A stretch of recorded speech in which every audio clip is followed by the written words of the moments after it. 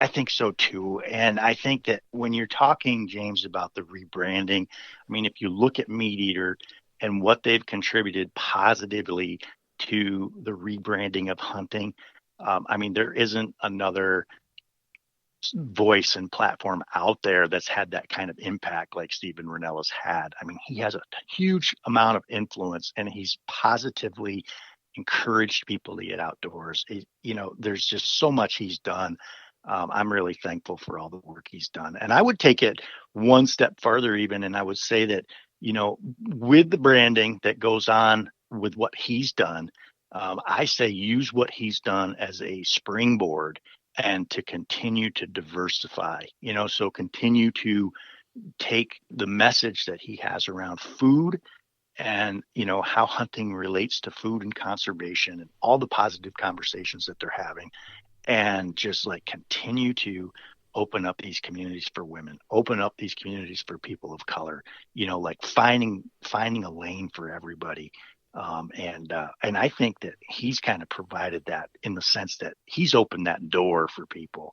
And so, with communities that are kind of coming in into this space, there's like so many cool communities I've seen on Instagram. Brown folks fishing, for instance, or outdoor Afro, Rumap. Is more of a hiking generic kind of community, but for people of color, it's amazing. The women's community groups like Artemis. So just building upon what he's done, and and rebranding it to the point, continuing that effort to make sure that that people can see themselves there, regardless of where their background is.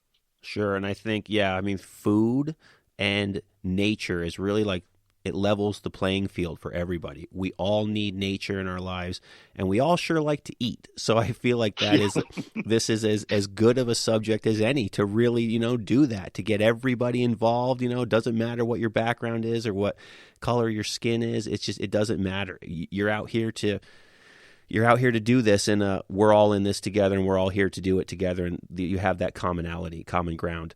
Yep. All right, moving on. So I think this is a question I have for you in particular, because I know you have a degree in natural resource management. I've heard people in the past say that hunters harm valuable natural resources. So what would be your take on that, given your background? Well, I guess again, if you're referring to natural resources in the animal sense, like in an individual animal sense, I guess I could see where people are coming from there, right? So if that's their perspective, is, hey, you're having an impact on an individual animal within a population of animals. I get that, and I can't really say that you can't deny that. That's just what it is. We have a footprint, and we have responsibility for our choices. But I would say, in terms of, again, in terms of, if you look at natural resources holistically, in terms of ecosystems, in terms of habitat, in terms of putting projects out there that amplify food and water and cover and space for animals to thrive, and not just game animals, not just deer, not just turkeys. When you provide this habitat work and funding, James, it's for everything that's out there that's benefiting from that, and it's including people as participants in nature. So you're providing open space that people can recreate on outside of hunting season.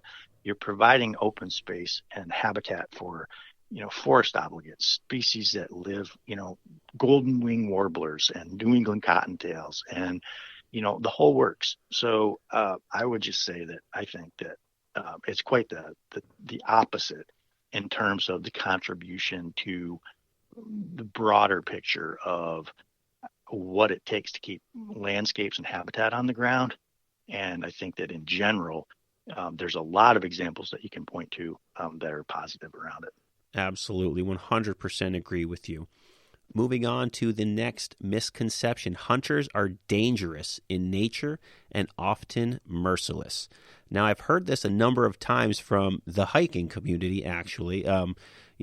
People come across a hunter on a trail with a rifle on their shoulder, and all hell breaks loose in their mind. They feel like they're about to be shot. And I can't help but just shake my head and just say, are you serious? You think that's what's going to happen? Come on, people. That's one of the reasons I wanted to add this to this misconception, because, there is that misconception out there, in every fall, people see hunters in the woods, or they see them from the trail, or they're out in the woods and you see them, and I feel like people feel unsafe. But most hunters, vast majority, ultra vast majority, are not trigger happy, crazy people. And I think that's something to be discussed about.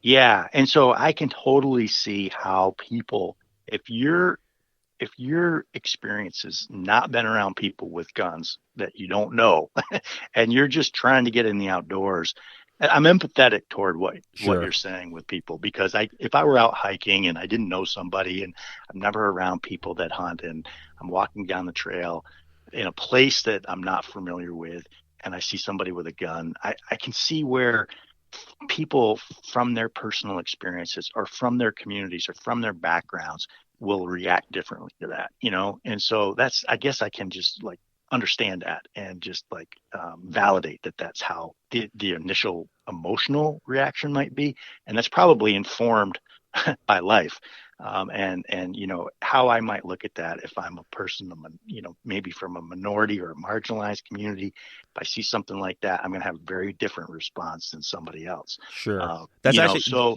not to cut mhm. you not to cut you off, but even as you say that, I'm remembering back to the beginning of our conversation, where we were talking about how you take things for granted when you grow up in this kind of area, or you live here. So for me, seeing people in camo and an orange hat with a rifle on their shoulder, like, it doesn't faze me in the slightest bit. It never has, because I've seen it forever. But you bring up a very good point. And I should be gentler with my thoughts on people who do kind of fall into that, kind of fear factor thought process when they do see that. You are right. I do need to be better about that, though. Well, and it's not even a thing about being better, because like where I was going to go to around that, James, is the fact that, going back to like the unsafe part, hunting safety through our safety programs, the hunter education programs, the hunter safety continues to improve yearly. And so most of the accidents that happen in the hunting space are typically fatalities from tree stand falls. Yep. And, there might be like one or two accidental shootings, which is terribly traumatic and devastating. But, in general, people are probably going to be safer in the woods around hunters than they are going to be walking down the street in their community, after a certain period of, after midnight. Yeah, sure. Instance. And, going with what you mentioned, accidents happen, of course, and there's typically 100 fatal hunting accidents a year, and you nailed it. Most of them are from falling out of tree stands.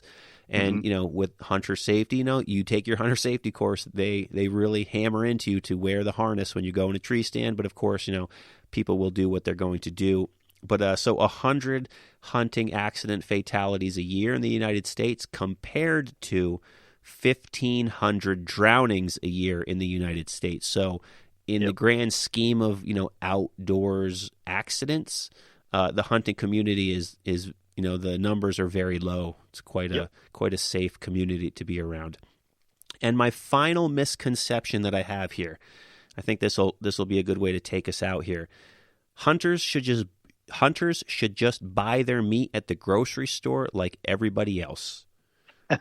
So I get that. And, I buy meat at the grocery store. I don't source 100% of my meat from the woods and from animals. So I'll just come clean on that, so everybody knows. I'm exactly the same, of course. And so, thinking through what's not said in that conversation, in terms of, where's that meat coming from at the grocery store, and how does that, that doesn't come from the grocery store. Meat comes from animals. Animals were killed to produce that meat, to get that to the grocery store. There isn't a lot of difference. And in fact, kind of like what we said, I think the ethics around wild, free-ranging animals and all the habitat that supports them, there's a pretty strong case that can be made, that's as ethical or more ethical than factory farming, which supplies our grocery stores. But that said, I am not like a self-righteous person that is going to tell people that, you can't go buy meat at the grocery store. We all have our realities, and we all, we all have the need to have affordable food and everything like that. But thinking through that conversation and thinking about what meat really is and where it comes from, because food doesn't come from the grocery store. Food is distributed through the grocery store. Sure, and I going back to what we've talked about a couple times tonight. The idea of being self-reliant is a skill set, and it's something that a lot of people want to possess. And I think you can't take that away from them. I think in anything in life, when you want to be able to do what you want to do yourself, it's like this day and age, I'm like not really a huge social media fan. I do it because it's kind of a necessity for, like things like the podcast. But there is one social media platform that I think has bettered society in so many ways, and that's YouTube. You can learn to do anything on YouTube. And for me, it's like, I've fixed my lawnmower from watching a YouTube video. I've fixed things on my car from watching a YouTube video. And, to me, that's just goes with the idea of being self-reliant, being able to learn to do something yourself. And I think with hunting, it's the same thing. A lot of people want to be able to depend on themselves given circumstances where they need to, or they just want to, for exactly the reasons we've talked about tonight with the food that they're eating, knowing exactly where it came from, the quality of life of the animal, and all that stuff that we've already touched on. I think that's a big reason why people want to go out there and want to fill their freezer themselves, and, job well done at the end of the day. And I don't think there's anyone who could really knock that. And I hope after listening to what we've talked about tonight that other people who may have knocked that may have different thoughts on that subject now. But that's a lot of the misconceptions. I think we've cleared up. I know we've cleared up a lot of things based on things that you've mentioned, and I love your answers for pretty much everything here. And I got a few more questions, just some like nice light questions to move forward. How does hunting differ in the Adirondacks versus other parts of New York and other parts of the country in your experience? Take it back to the ADK Park for us. Yeah, so we are so fortunate to live in a place that is as big and vast and wild as the Adirondack Park, right? 6 million acres and something like 2.6 million acres of forest preserve, publicly accessible wild forests, and some wilderness areas. And so it's just, it offers an opportunity that I think is unique in the Eastern United States. And that is to really have this backcountry experience that most places east of the Mississippi are just not going to have, because they're just not that wild and big and protected. So I love hunting in the Adirondacks, and I recognize that for people who might just feel like, okay, it might be just easier to go to New York Southern Tier to fill a doe tag, for instance, for their freezer. And I get that, and I've done that as well. So, that really helps on that end. The Adirondacks are just like this wild experience where you're really out in the backcountry. You may not see as many deer as other places, but you're doing it because you love being here. And so that's what I like about it. And that's why I continue to hunt here every year. That's why I walk probably, 60, 70 miles this year. And all off trail hunting. Mm-hmm. And that's why I was, satisfied at the end of this hunting season when I didn't fill a deer tag this year. Personally, I still felt okay about it because I love being in the woods here, and I love the experience of it and what it all means, and just the opportunity I'm thankful for to be able to do it. Sure. And I think that's such a big takeaway, is that that's one of the reasons I wanted to do this episode, is there's so many commonalities with hunters and hikers. You're out in the woods because you want to be out in the woods. You want to have that connection with the trail and the woods and nature. And, it's like you get the fresh air and you're out there doing an activity that puts you in places that most people aren't going to go. And I think even if you're not interested in hunting, you can respect that element of it. And one thing too, hunters tend to have a very unique perspective on their surroundings that I've found. So, for example, you know, a hunter goes out, let's say sunrise is 5 a.m. They get into their tree stand around 4:15. They're